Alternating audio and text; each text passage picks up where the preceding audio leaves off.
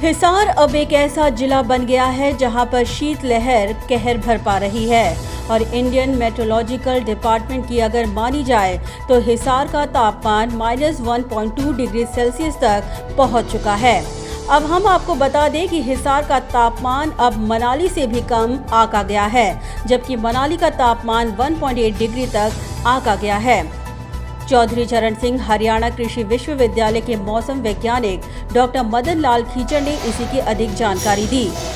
Sir, मौसम को लेकर आज फोरकास्टिंग क्या है? पिछले 4 दिनों से 28 दिसंबर से उत्तर पश्चिमी ठंडी हवाएं चलने के कारण और पहाड़ों में बर्फबारी हुई है, उसके कारण तापमान में गिरावट देखने को मिली है। और पिछले 3-4 दिनों से परसों 0.3 था और जबकि आज तापमान 0 डिग्री सेल्सियस पहुंच गया। और कल का भारत मौसम विज्ञान विभाग ने -1.2 भी ऑब्जर्व किया है।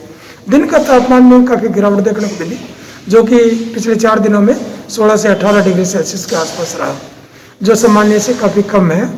और सुबह धुंध भी सही है और 1-2 दिन बीच में पाला भी पड़ा है।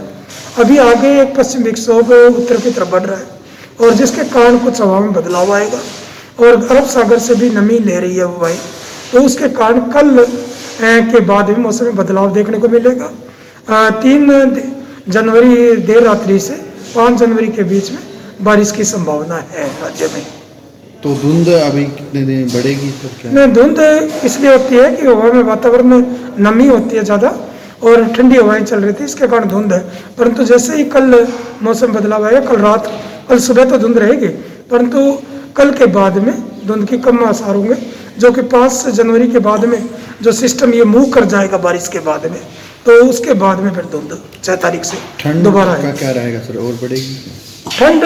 तो अभी बनी रहेगी, परंतु अभी 3 से 5 के बीच में बारिश के कारण तापमान में बढ़ोतरी हो जाती है, क्योंकि उसमें क्लाउड्स आ जाते हैं, बादल आ जाएंगे, तो जिसके कारण तापमान में बढ़ोतरी होगी दिन और रात के दोनों तापमान में।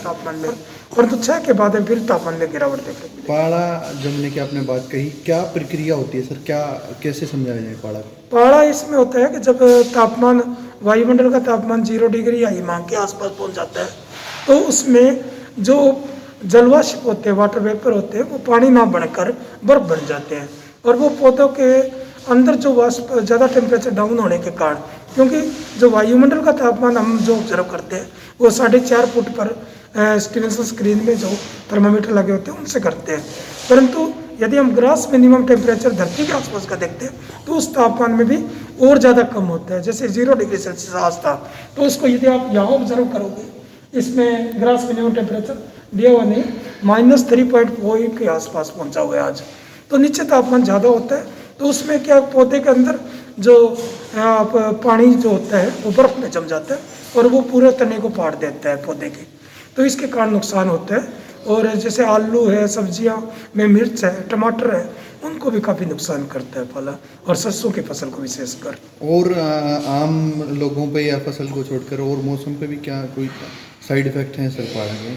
नहीं, हमारा उद्देश्य किसानों तक होता है कि फसलों में अभी इस पाले का नेगेटिव इम्पैक्ट है, और जैसे तापमान गिरावट आती है तो रात को जो किसान भाई बाहर रहते हैं या खेत में काम करते हैं तो उनको ज़्यादा उसका प्रभाव देखने को मिलता है। ठीक।